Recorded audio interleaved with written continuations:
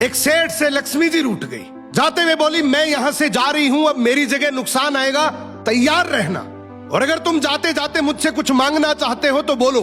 सेठ बहुत समझदार था, बड़ी विनम्रता से बोला, माता नुकसान आ रहा है तो आने दीजिए, बस मुझे आप एक वरदान दीजिए कि मेरे परिवार में हमेशा सुख शांति बनी रहे।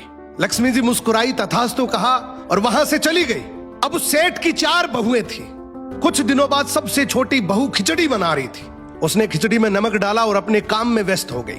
तभी दूसरी बहू आई और उसने खिचड़ी को बिना चखे ही और नमक डाल दिया और वो भी अपने काम में व्यस्त हो गई। ऐसे एक एक करते तीसरी और चौथी बाकी की 2 बहुएं भी आई, उन्होंने भी खिचड़ी को बिना चखे ही उसमें नमक डाल दिया। अब रात को सबसे पहले सेठ खाना खाने बैठा।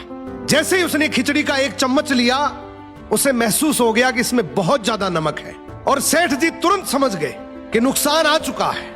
किसी से कुछ नहीं कहा, चुपचाप खिचड़ी खाई और चला गया। अब सेठ के बाद खाना खाने की बारी आई सबसे बड़े बेटे की। बेटे ने खिचड़ी का 1 निवाला लिया। उसने परिवार वालों से पूछा, पिताजी ने खाना खा लिया? उन्होंने कुछ कहा? तो बाकी सबने जवाब दिया, हाँ पिताजी ने तो खाना खा लिया, लेकिन किसी से कुछ नहीं कहा। तो बड़े बेटे ने भी चुपचाप खिचड़ी खाई और चला गया। ऐसे ही करके परिवार के बाकी सारे सदस्य एक एक करके आए, अपने से पहले वालों के बारे में पूछा, कुछ नहीं कहा, चुपचाप खिचड़ी खाई और चले गए। अब रात को सेठ जी सो रहे थे, सपने में नुकसान आया और हाथ जोड़कर बोला, भाई मैं यहां से जा रहा हूं, मैं यहां नहीं रह सकता। तो सेठ जी ने पूछा, क्यों, क्या हो गया? नुकसान बोला, तुम सबने मिलकर 1 किलो नमक खा लिया, पर मजाल है कोई किसी पर नहीं चिल्लाया, किसी ने गुस्सा नहीं किया, सब शांत रहे।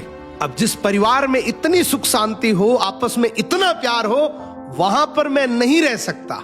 निष्कर्ष कि जिंदगी है तो उतार चढ़ाव, दुख सुख, फायदा नुकसान सब चलता रहेगा, लेकिन जिस परिवार में आपस में लोगों में प्यार है, सुख शांति है, छोटे में आदर, बड़े में बड़प्पन है, उस परिवार का कोई नुकसान, कोई आपदा कुछ नहीं बिगाड़ सकती।